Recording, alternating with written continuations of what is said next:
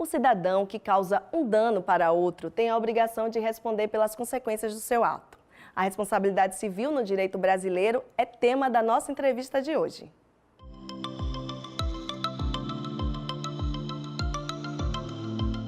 A responsabilidade civil ela surge de um direito primário que as pessoas têm em não sofrerem lesão ao seu direito. E caso elas sofram, surge um direito secundário de que elas sejam responsabilizadas. Para que se tenha responsabilidade, é preciso entender que ela pode ser contratual ou extracontratual. E se discute também se existe uma situação relativa à culpa e dolo ou não.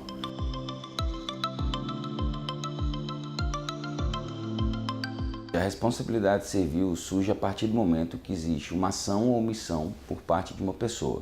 Isso pode ser tanto contratualmente, em razão de um contrato que foi fixado e a pessoa deixou de cumprir aquela obrigação, como pode ser extracontratual, como por exemplo eu estou andando na rua e uma pessoa bater no meu carro.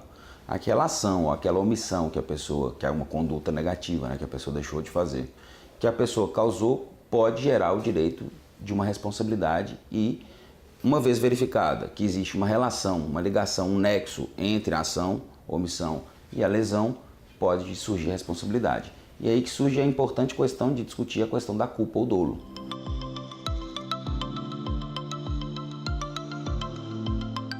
Quando há o cometimento de um crime, a pessoa também pode ser civilmente responsabilizada, em que pese não haja uma comunicação específica entre a seara criminal e a seara penal, porque são distintas. Na penal, a pessoa vai responder somente pessoalmente. Na civil, ela pode responder, inclusive, em razão de culpa de terceiro, de um funcionário, né?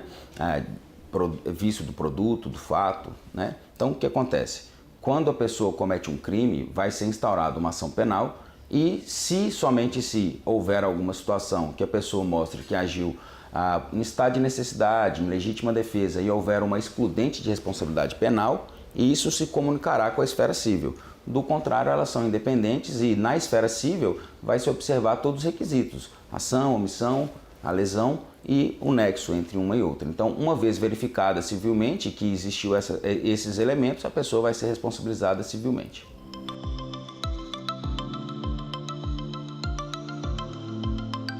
Para explicar o erro médico, é importante estabelecer que se trata de uma situação em relação ao serviço e nos remete ao Código de Defesa do Consumidor. A responsabilidade civil no Código de Defesa do Consumidor ela é objetiva, ela independe da comprovação de culpa ou dolo.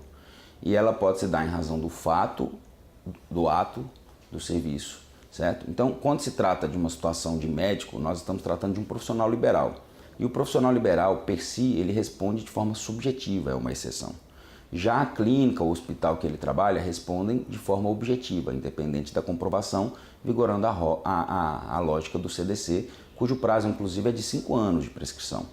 Então, quando um médico comete um erro médico, vai ter que ser verificado na conduta do médico, na relação da prestação, se houve uma culpa ou um dolo. Caso isso seja verificado, ele vai ser responsabilizado pessoalmente. Mas, independente disso, a clínica e o hospital responderão de forma objetiva pelo dano causado.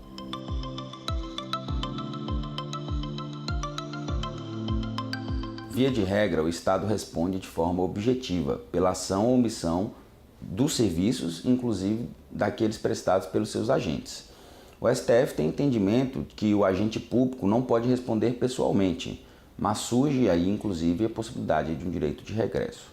O Estado responde no prazo também de 5 anos, independente de culpa ou dolo, em relação às ações e omissões e os serviços que o Estado fornece. Então, em um exemplo, caso o Estado me forneça um serviço hospitalar e esse serviço seja defeituoso, o Estado poderá ser responsabilizado a indenização, uma vez verificada que entre a ação e a omissão do Estado e a lesão houve uma ligação, houve um nexo de causalidade, o Estado será então responsabilizado. Ele responde objetivamente e o STF tem o entendimento de que não cabe processar a pessoa propriamente, o agente público diretamente. Então o Estado responde pela ação daquele funcionário, daquele servidor e uma vez verificado dolo ou culpa, o Estado tem o dever de regressar, de buscar, abrir um procedimento, apurar a responsabilidade a fim de pedir ressarcimento pelos prejuízos que foram causados e que o Estado teve a acabar arcando.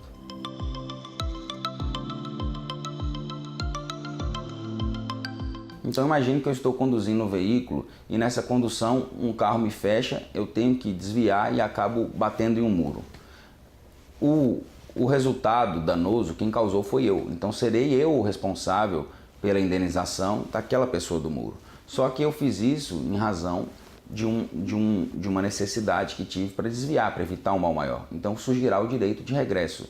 Nessas relações, de forma geral, sempre que em razão de uma ação ou omissão um terceiro tiver causado isso, eu poderei buscar esse terceiro via ação de regresso, a fim de tentar ressarcir pelos prejuízos que eu fui obrigado a pagar.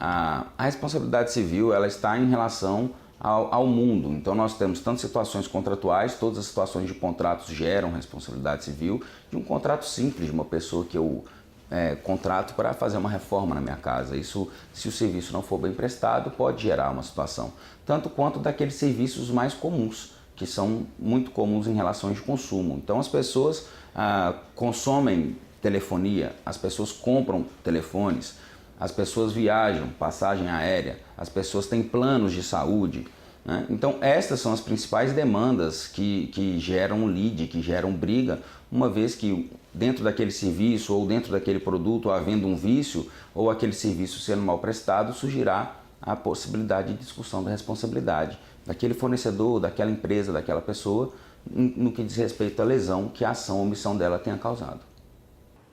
Por hoje é só. O Sergipe Justiça fica por aqui. A gente volta a se encontrar na próxima semana. Até lá!